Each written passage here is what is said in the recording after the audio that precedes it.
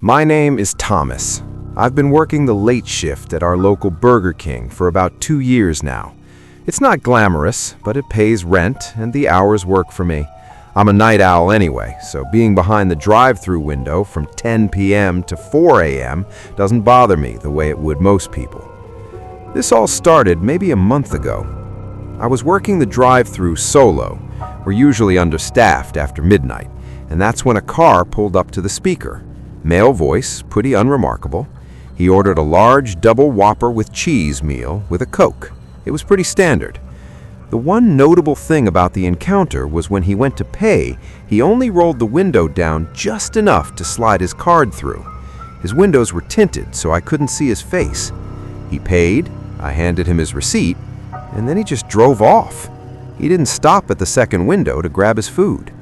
I waited there with his bag for a few minutes, wondering if he'd be coming back. Eventually, I just set the order aside and ended up eating it later. People do weird stuff sometimes, so I didn't think too much about it. About a week later, it happened again. Same order, same exact thing. Paid at the first window and drove off before picking up the food. The third time it happened, I realized it was the same person. At that point, I knew something weird was going on, but I wasn't going to complain. The food was made, paid for, and I was the one who got to enjoy it. So I kept eating the free Whopper meals and tried not to think too hard about why some random guy was essentially buying me dinner every few days. This went on for a few more weeks. He'd show up every 4 or 5 days, usually between 1 and 3 a.m., always with the same order. One night, around 2 a.m., I heard that familiar voice again. Same order, but this time he added something. "I hope you've been enjoying those Whoppers, Mr. Hurley." My last name is Hurley. I don't wear a name tag with my last name on it. It's not posted anywhere customers can see. There is absolutely no reason this guy should know my last name. I just stood there frozen. I kept asking through the speaker, "Who is this? What do you want? How do you know my name?" He never answered, and this time he didn't even pull up to pay. I just heard his engine rev, and then he was gone. I was shaken for the rest of my shift. When I got home, there was a handwritten note on my doorstep. "You have 3 days." I have no idea what I supposedly did. I didn't sleep that night. I just sat on my couch with the lights on. The next night at work, he came back. This time he didn't order anything. He told me to write something down. Then he gave me an address on the outskirts of town and said I had 2 days to deliver him $10,000. I almost laughed. I don't have $10,000. I ignored it. 3 nights later, I was at home watching TV when I heard glass shatter. Someone had thrown a rock through my window. That's when I finally called the police. I told them everything, including the address. They said they'd check it out and patrol the area more closely, but without footage, there wasn't much they could do. That was 3 days ago. I've called in sick to work the last 3 nights, but it doesn't matter because he knows where I live. I can't afford to move. I can't afford to quit. I think I might try getting the police to track the credit card number he used to pay for those Whopper meals. But other than that, I don't know what to do. Why I was targeted, I have no idea. Hopefully, things don't escalate from here.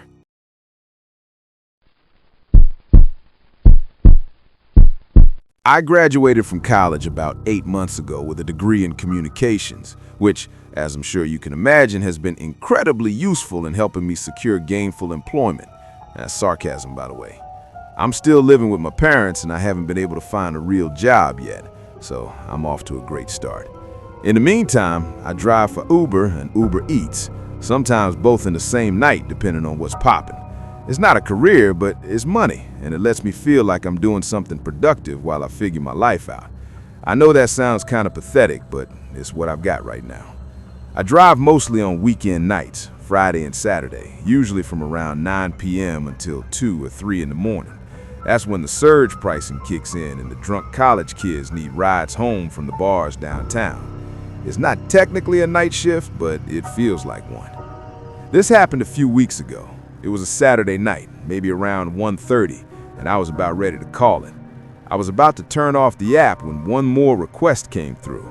The pickup was downtown, which was fine, but the drop-off location was really far away, past the suburbs even. I almost declined it for that reason, but the fare was too good. The girl I picked up was completely normal. The drive took about 40 minutes. By the time I dropped her off, it was past 2. And then I was alone, out in the middle of absolutely nowhere, with a 40-minute drive back to civilization. I turned the car around and started heading home. Not 10 minutes into the drive, I saw a car stopped in the middle of the road with its hazards on. I approached cautiously, and I realized there were 2 people standing in front of the car, waving their arms like they were trying to flag me down. My first instinct was actually not to stop, but I'm someone who can't just ignore a person in need. So against my better judgment, I decided to stop. I stopped the car about 20 feet away from them and rolled my window down a few inches, just enough to hear them, but not enough for someone to reach inside. It was a middle-aged couple, which actually put me at ease a little. That is, until they started talking. The woman did most of the talking. She had this frantic energy about her, but also something that felt slightly rehearsed, like she'd given the speech before. She said they were warning drivers about a collapsed bridge ahead. She went on to say it happened earlier that day and they'd almost driven right off themselves. She pointed down the road into the darkness and said if I kept going that way, I'd end up in the river. So naturally, I asked them what I should do instead. The husband spoke of a turnoff that was about halfway between where we were and the bridge.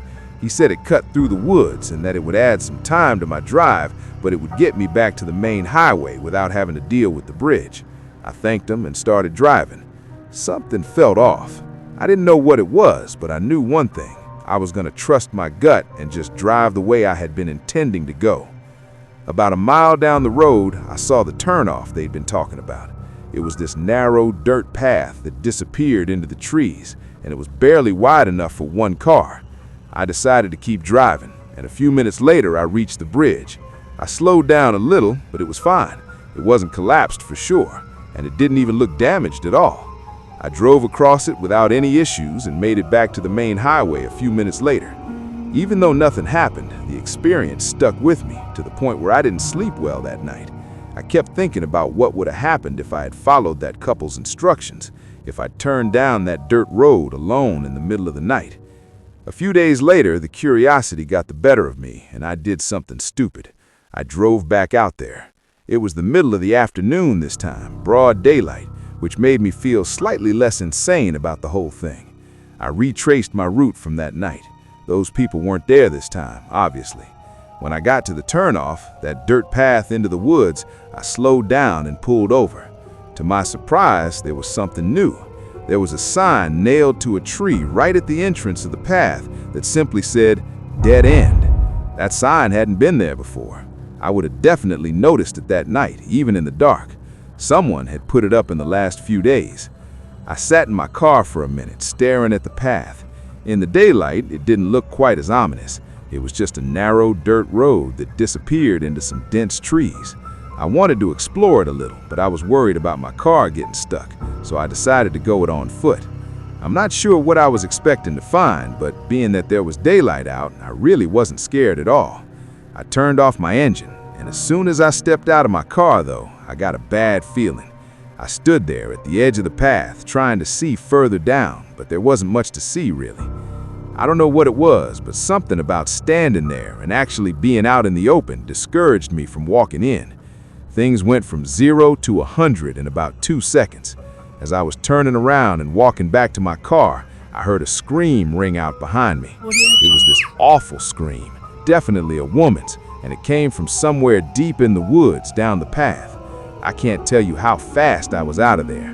Before I could even think, I was already speeding away. I don't think I've ever been so scared before, and that was about 2 weeks ago. I haven't been back to that spot since. But here's the thing, I can't stop thinking about it. Part of me knows I should just leave it alone, but I've been thinking about asking one of my friends to come out there with me. If I do, I'll record a video and send it. But for now, all I can really do is wonder about that scream and those people.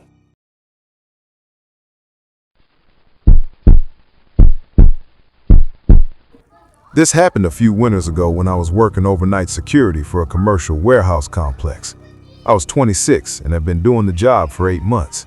The shift ran from 11 p.m. to 7 a.m., and I was always the only employee on the site. There was a supervisor I could call if something went wrong, but for the most part, it was just me and the cameras. The complex was in an industrial area on the edge of a small city that didn't have much nightlife. Most nights followed the same routine: clock in, do a walkthrough of the exterior, then settle into the security office to monitor the cameras. And every hour, another patrol. The warehouse stored mostly industrial equipment and bulk supplies, nothing particularly valuable. The night everything went sideways started pretty normally. It was cold enough for there to be snow falling, but nothing too heavy. I did my first patrol. Everything was secure, and I went back to the office. Around 1:30 a.m., I got a motion alert on one of the loading dock cameras. This wasn't unusual. The system was sensitive, and wind or animals can trigger it. I pulled out the feed and watched for a minute, but everything looked normal. Just the empty dock and snow drifting past the floodlights. But the alerts kept coming. Every 10 or 15 minutes, the same camera would trigger. Each time I checked, and each time I'd see nothing. What started to bother me was that the movement always seemed to happen just at the edge of the frame, like something was there but not quite in view. By 2:30, I had maybe 6 or 7 alerts from the same camera. No other cameras were triggering, just that one. At 3 a.m., I went outside to check it myself. The snow had mostly stopped, and the complex was dead silent. I walked the full perimeter of the dock area with a flashlight. I didn't see anything unusual. All the bay doors were closed and locked. No footprints in the snow except mine. I went back inside. About 20 minutes later, I heard a loud metallic scraping sound like something heavy being dragged across concrete.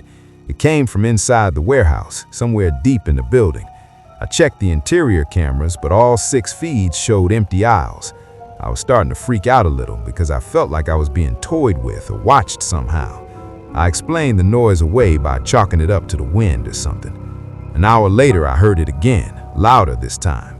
The dragging sound, followed by a sharp bang like something struck one of the interior doors.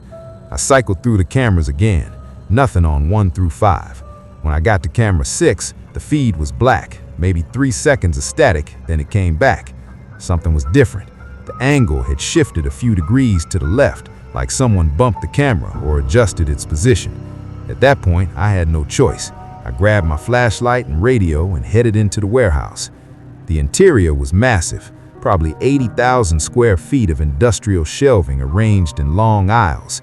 During the day, it was bright and full of forklifts. At night, the overhead lights were dimmed to save power, casting everything in a yellowish half-light. I was maybe halfway down the main aisle when I heard footsteps somewhere to my left. It definitely sounded like a person walking 2 or 3 aisles over. As soon as I stopped, the footsteps stopped too. I stood there, trying to control my breathing. I remember how tense it was, standing in complete silence, waiting for a sound that I wasn't even sure would come. After what felt like forever, I couldn't take it anymore. I had to break the silence. In a firm voice, I announced my presence as security and insisted that whoever was there reveal themselves. But of course, there was no response. The rest of that patrol was utterly terrifying. I was bracing myself for a fight or confrontation. The longer I surveyed without finding anyone, the worse the feeling got. But I ultimately finished my patrol without seeing another person, which was arguably worse, because I knew with 100% certainty that there was someone in there. I didn't see or hear anything for the rest of my shift, but that didn't make me feel any better. I actually felt somewhat guilty. My job was laughably simple, and I was messing it up in real time. By the time 7 rolled around, I wanted nothing more than to just get out of there. I reported everything to my supervisor when he showed up on site. Maintenance did a full inspection, but didn't find anything either. Even after everything was double and triple checked, no one was able to identify the method of entry, and I could tell people didn't believe my story. Still, that night remains one of the freakiest things that has ever happened to me.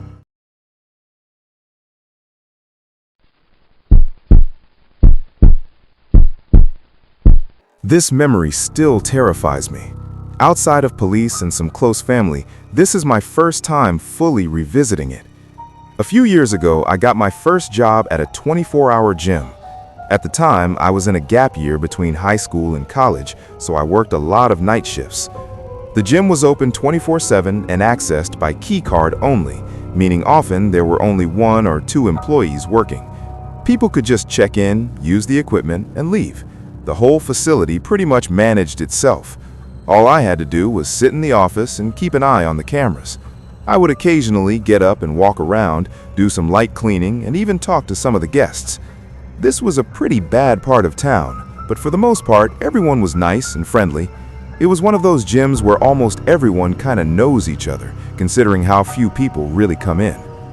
One night in particular, I was working from 8 p.m. until 6 a.m., which was a very long, boring shift. Everything that happened that night keeps me up at night to this day. Around 2 a.m., I had already done multiple rounds around the building and finished all routine paperwork. I was exhausted, so I figured I'd sit down for a bit and monitor the cameras. Everything was normal at first. Not many people come in to work out in the middle of the night, but there were a couple regulars who came and went. I had worked here for a few months, so almost everyone was familiar, except one man. I first noticed him when I saw him using a treadmill in the far corner. Normally, this wouldn't catch my attention, as we had new guests from time to time. What really caught me off guard was how fast this man was running. I pulled up the treadmill number in the system where I could monitor all equipment activity. Although he freaked me out, I continued watching. He never stopped. 10 minutes went by, then 15. He never slowed. I looked closer at the camera, and although I couldn't describe it fully, the man was unsettling. He wore ragged clothes, had long, messy hair, and his face never moved. He just stared straight ahead. Then I noticed his feet. He was barefoot. He was running 9 miles per hour for 15 minutes, barefoot, staring into the distance. At this point, I was very weirded out, especially since he was now the only person in the building besides myself. I realized we had a policy requiring shoes, so I decided to use that as an excuse to talk to him. Although his appearance freaked me out, I left the office to confront him. The treadmill was almost directly outside the employee hallway. As soon as I turned the corner, my heart stopped. The treadmill was covered in blood. His feet were tearing apart as he ran. Blood was dripping and splattering from his feet and ankles with every step. His face was stone cold, staring straight ahead. His mouth was wide open as he ran. He looked like he was on every drug on the planet. I was terrified. My gut told me he was dangerous. However, I mustered up the courage to yell at him to stop. I don't even remember exactly what I said, but I raised my voice so he could hear me over the thudding of his feet. He didn't turn his head, didn't say a word. He just kept sprinting and staring forward, mouth open. I yelled again, "Hello, what are you doing?" He muttered in the coldest, raspier voice I've ever heard, "Are you there?" He wasn't out of breath or panting. I told him to stop a few more times. He repeatedly said, "Are you there?" The pool of blood at the end of the conveyor was growing. I decided to call the cops. I went back to the office, picked up my phone, but before calling, I glanced at the monitors. He was staring directly at the camera, sprinting, bleeding, mouth open. I turned away and heard him screaming outside the door. He wasn't even screaming words, just screaming at the top of his lungs as he stared through the camera. Suddenly, he hopped off the treadmill. He didn't even turn it off and sprinted out of view of the camera. I checked all cameras except one, the employee hallway. Sure enough, he was there, about 6 feet from the office door, just standing. I had no idea how he got in without a key card. I quickly locked the door. 5 seconds later, the doorknob rattled. I called the cops. He started screaming again, shaking the door. I explained everything to dispatch. They told me police were 5 minutes away. I waited in the corner while he tried to get inside. The screaming continued, deep, barely human. It went on for about 3 minutes. I thought if he got in, I would die, and felt completely helpless. Suddenly, the screaming stopped, and the door didn't move. I checked the cameras, and he was gone. I couldn't see him anywhere. Police arrived, searched the building, and said he was nowhere to be found. I answered their questions and drove home. I quit the next day and never went back to that gym. I still have no idea what that man wanted or what kind of crazy he was. I still wonder what would have happened if I hadn't locked that door.